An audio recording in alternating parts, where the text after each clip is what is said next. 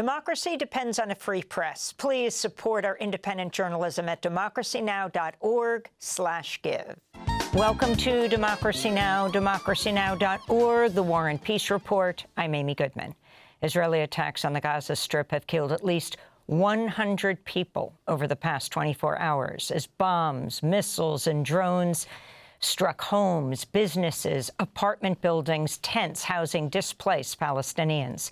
In one of the latest attacks, Israel bombed a crowded restaurant and marketplace in Gaza City, killing at least 32 people and wounding 86 others. Witnesses said the strike littered the ground with body parts and blood. One survivor fled, clutching a baby, with another two terrified children in tow. What happened? While we were at the hall of the restaurant, the Israeli army did a strike and everyone died. The youth died. I can't tell you. Youth at the entrance of the hall, blood was like a lake. Oh my, pools of blood. Among the dead was Palestinian journalist Yahya Sabaya, who was killed just hours after celebrating the birth of his daughter. Palestinian officials say he's the 214th media worker killed in Gaza since October 2023. Another journalist, Noor al-Din Abdul, was killed in a separate Israeli attack. Israel's unrelenting assault on Gaza came as its total blockade entered its third month. The World Central Kitchen charity said Wednesday it had halted Gaza relief efforts after running out of supplies. Gaza's government media office reports more than 3,500 young children face imminent death from starvation. Another 70,000 children are being hospitalized for severe malnutrition. And 1.1 million Palestinian children lack the minimum nutritional requirements for survival. On Wednesday, more than 20 United Nations experts demanded action by states to avert what they call the annihilation of the Palestinian population.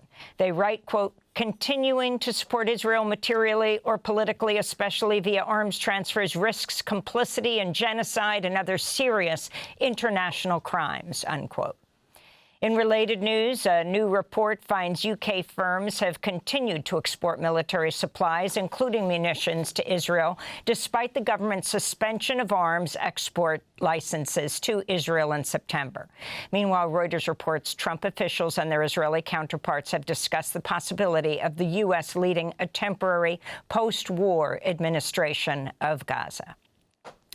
In the occupied West Bank, Israel's continuing its illegal forced displacement of Palestinian communities in the Tulkarem and Ner Shams refugee camp. Last week, Israeli officials announced plans to demolish another 100 Palestinian homes. This is Imam Pathi Heikel, a resident of Ner Shams. What do they think we are to move us to caravans? This will never happen. Even if they build castles for us, we will not accept. Let them demolish half of the house and give me the other half. I would rather live in a room than in a castle outside a refugee camp. This camp is our life. Israeli forces also demolished homes and other structures in Masafer Yatta this week. The Israeli military's forcibly displaced tens of thousands of West Bank Palestinians this year.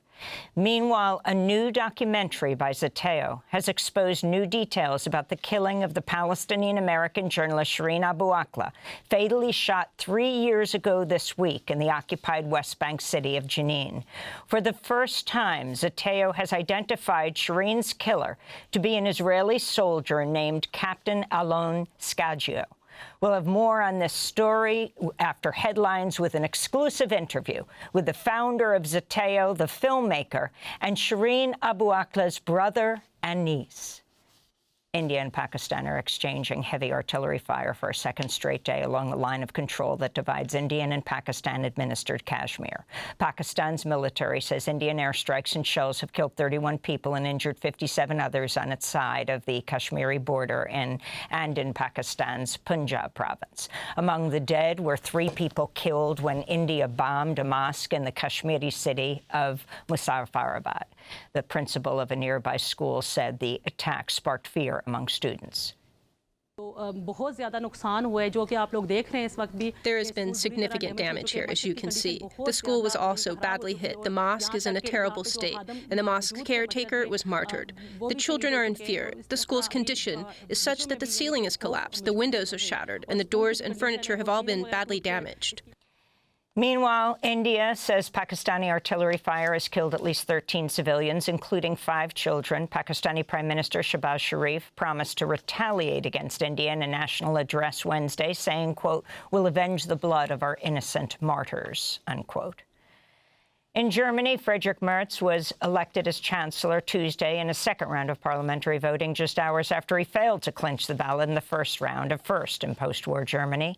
The new government announced Wednesday Germany will start rejecting undocumented migrants at its border and plans to deploy thousands more police to crack down on arrivals. The move undoes a 2015 order by then-Chancellor Angela Merkel, whose leadership was defined in large part by her welcoming of hundreds of thousands of asylum seekers, many of them who had fled war in Syria. In the United States, a federal judge on Wednesday warned a Trump administration plan to send undocumented immigrants to Libya would violate a court order issued in March. Lawyers for immigrants from Laos, Vietnam, and the Philippines believe a North Africa-bound deportation flight could take off as early as this week. But Libya's 2 rival governments have denied any such agreement with the U.S., calling the potential move a violation of Libya's sovereignty. Libya has a track record of gross human rights violations in its treatment of refugees and immigrants. The UN has reported, quote, widespread practices of arbitrary detention, torture, rape, and slavery. Agents with the Department of Homeland Security swept out across Washington, D.C. Tuesday and Wednesday, serving restaurant owners with notices demanding I-9 employment eligibility verification forms. This follows President Trump's recent executive order to intensify immigration enforcement in D.C. ICE said it served over 100 local businesses with notices. Among those raided was Chef Jeff's, a restaurant owned by the husband of CBS News anchor Norah O'Donnell, a correspondent for 60 Minutes. Trump has targeted CBS over what he considers unfavorable coverage.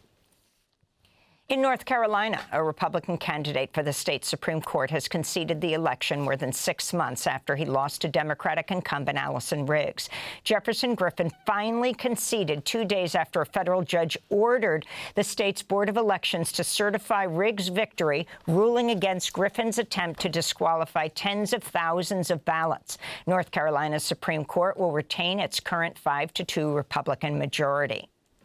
A federal judge has struck down Trump's executive order seeking to bar lawyers from the firm Perkins Coie from accessing government buildings and threatening to cancel federal contracts of its clients. Judge Beryl Howell found the president's attack on Perkins Coie over its DEI policies and its work on Hillary Clinton's 2016 presidential campaign violates First Amendment protections.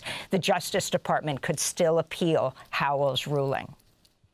Staff at the Voice of America Network are expressing alarm after presidential advisor Kari Lake announced the beleaguered media outlet will start carrying content provided by the far-right, Trump-allied One America News Network.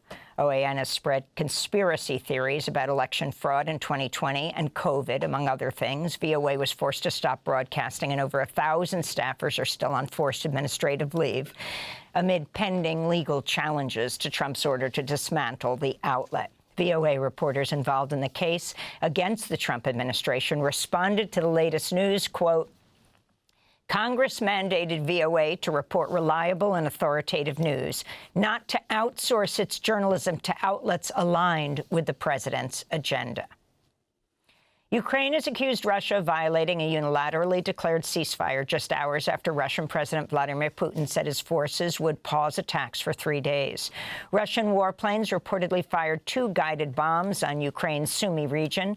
Besides that attack, there were no other reports of Russian incursions. This follows another wave of Ukrainian drone attacks that forced the closure of more than a dozen Russian airports, including 4 in Moscow, where 29 leaders, including China's Xi Jinping, are gathering for a World War II Victory Day parade. Ukrainian President Volodymyr Zelensky said he has no plans to abide by Russia's truce, but repeated his offer for a formal 30-day ceasefire. This week, Trump's envoy to Ukraine, Keith Kellogg, said President Putin is unlikely to accept a ceasefire plan unless it requires Ukraine to withdraw from the Donetsk, Luhansk, Zaporizhzhia, and Kherson regions.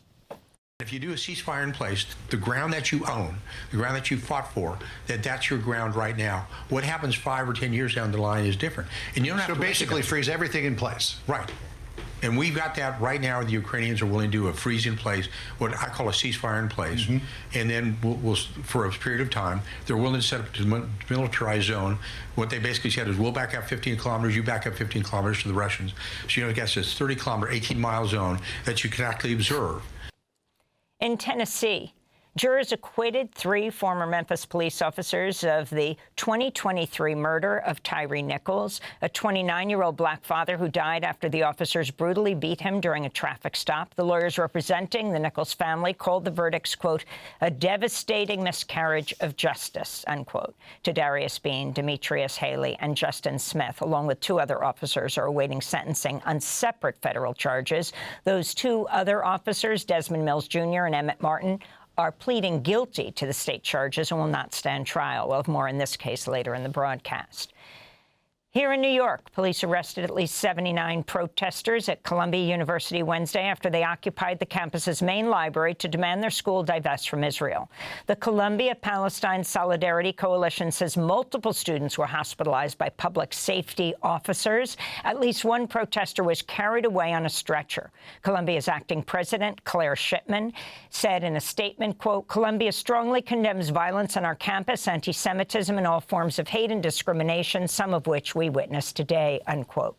The protest came a day after a group of Jewish peace activists from Columbia traveled to Washington, D.C. to lobby Congress members and to condemn what they call the weaponization of accusations of anti-Semitism to silence critics of Israel's occupation of Palestine and its assault on Gaza.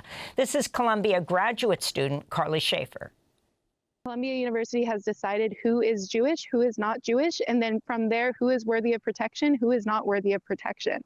And while we as Jewish students are fully, transparent and honest as the repression and harm we have faced as Jewish students is not anything near what our Palestinian peers have faced, we are here directly to talk about this issue of weaponizing anti-Semitism to harm anybody and anyone, because it's all interconnected. I mean, look at the abduction of Mahmoud Khalil, look at the abduction of Mohsen.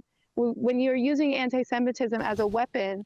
On Wednesday, Jewish students blasted a congressional hearing in which House Republicans continued to conflate anti-Israel, anti-Zionist protests with anti-Semitism.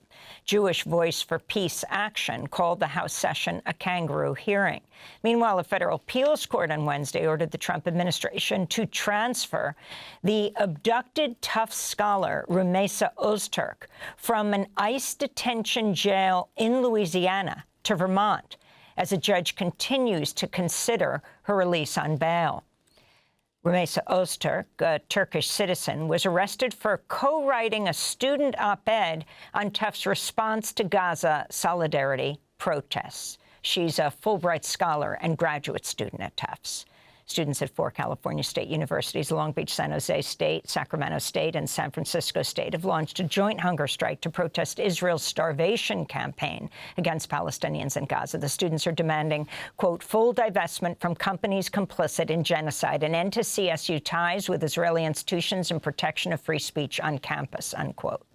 Meanwhile, in the Netherlands, students have set up an encampment at Utrecht University to demand the school divest from Israeli institutions. They've named their encampment after slain Palestinian journalist Hossam Shabbat.